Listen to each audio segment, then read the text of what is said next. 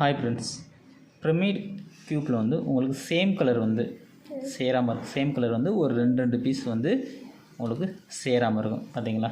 Green, இந்த green வந்து இந்த சைடு இருக்கணும், இந்த எல்லோ இந்த சைடு இருக்கணும், இந்த ரெட் கலர் வந்து இந்த சைடு இருக்கும். ஸோ இது எப்படி இருக்கணும் அப்படின்னா ஆன்டி கிளாக் பொசிஷனில் வந்து சேராமல் இருக்கும். ஓகேவா?